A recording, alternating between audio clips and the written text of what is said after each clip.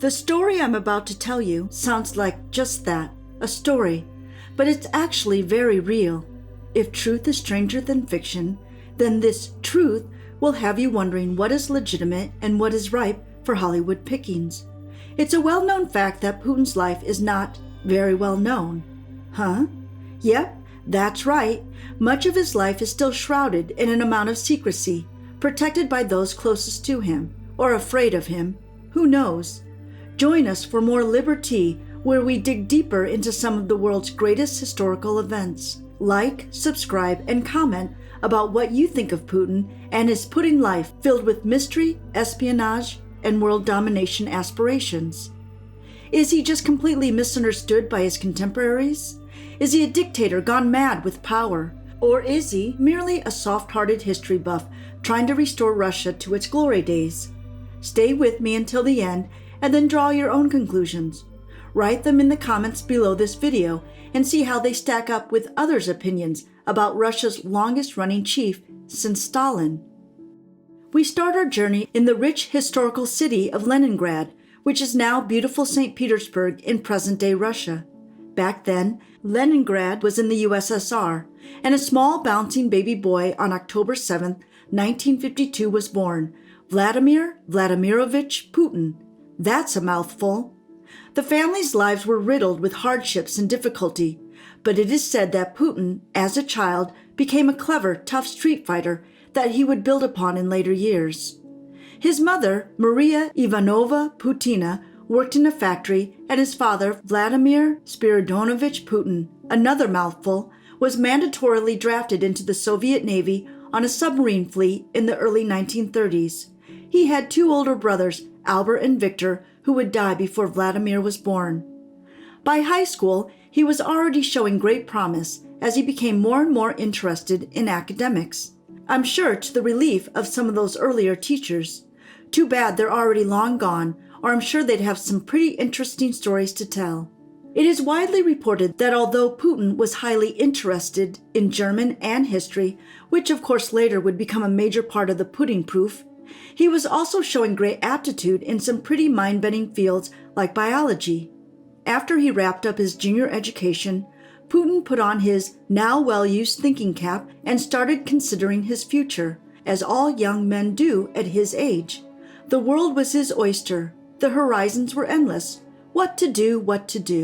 What we do know is he wanted to be an intelligence officer, part of the KGB. But to do this, now equipped with smarts and know-how, he understood he'd need a college degree.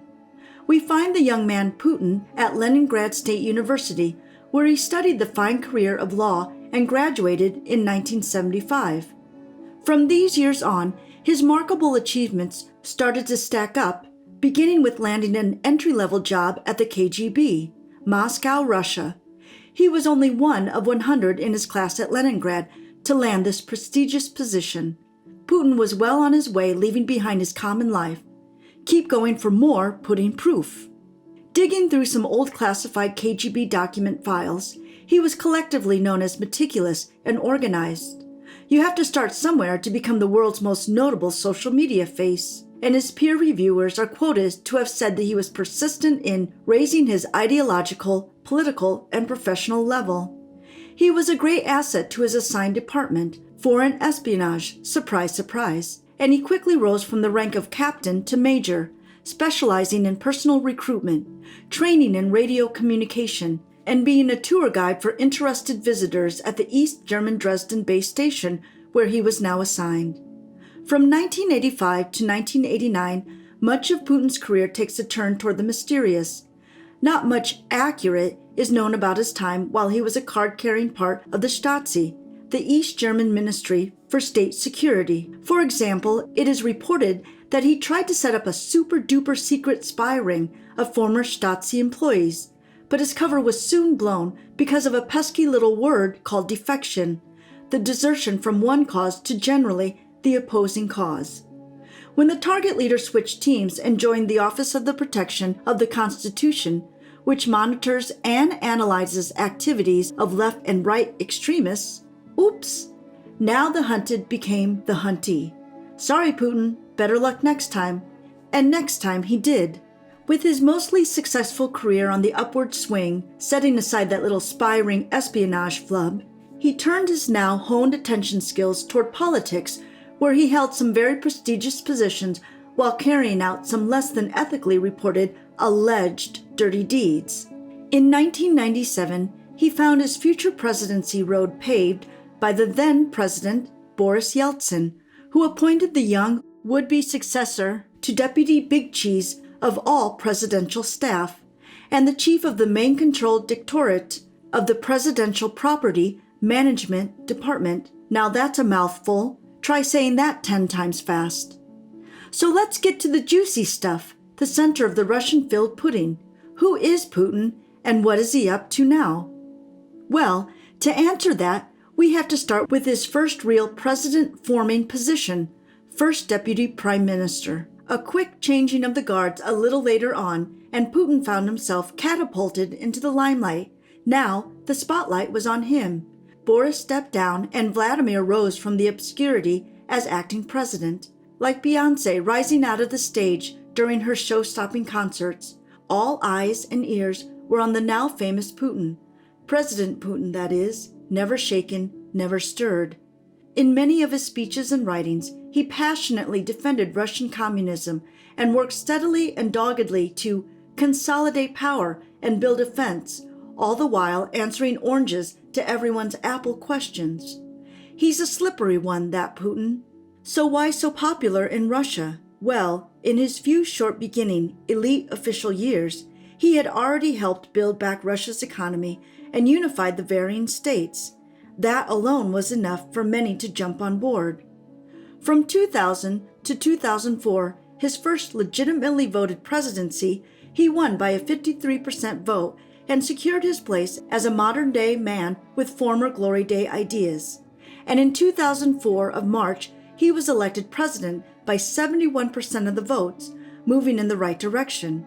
He established campaigns to improve Russia's infrastructure and civil planning, with his most high-profile changes serving the maternity community and prenatal care.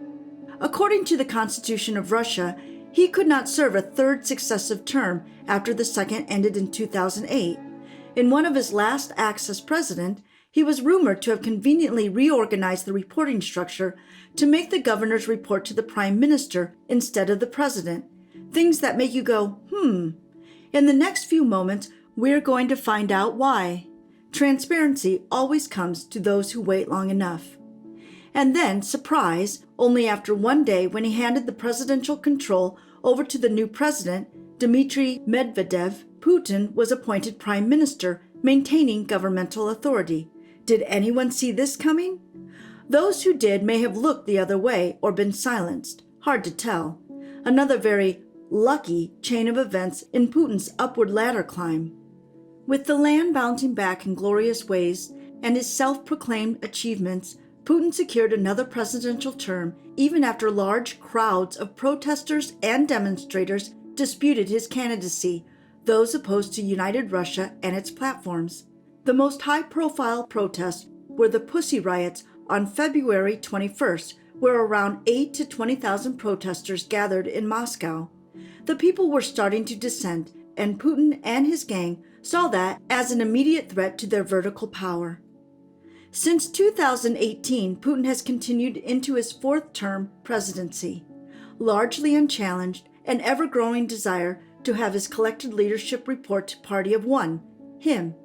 He won the vote by a gallant 76%, even with thousands of documents and stories about mishandlings and manipulations.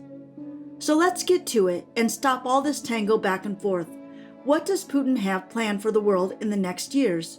Well, considering he has been fortifying the Russian military directly at Ukraine's border from 2021, we should have seen this coming.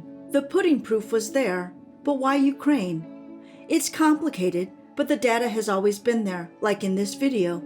Putin is the proof. His life, his goals, and dogged march toward domination has always been his backbone.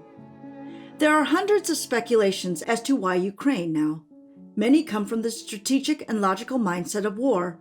Ukraine is a stepping stone to the other resources like crucial seaports found in the over 300,000 populated city Sevastopol, Or maybe he really does want a pre-1991 legacy, and starting with Ukraine was the best he could think of. Or is it merely to send a message to NATO with a "we're not going to take it" message, since NATO forces have been steadily moving toward Russia over the last 30 years? Obviously, it's much more complicated than that, but really, at the end of it all, we just don't know. While we should not underestimate Vladimir Putin, we also should not overestimate him as well. Fiona Hill, Senior Fellow and the Director of the Center for the United States and Europe at the Brookings Institute, wrote in her book, "Mr. Putin, operative in the Kremlin, while he is a formidable opponent, he is also not well versed in the ways of the Western world, leaving him to default back to stereotypes, fan fiction, and Hollywood behavior. And the more he continues to isolate himself from everyone, the more and more paranoid he will become. Right now, his paranoia has gotten him this far, while leaving death and destruction in his pathway. But eventually, not understanding the West and the unions that come from it, he will start to believe his own manufactured lies and fairy tales of conspiracy theories against him. But until then, we must be on alert. The warning and threats that Putin and his small clique had been sending that we should listen up are now being carried out. Currently, there are over 550 deaths in Ukraine, with over 2 million refugees. Putin himself would say that the proof-pudding was all along found in himself.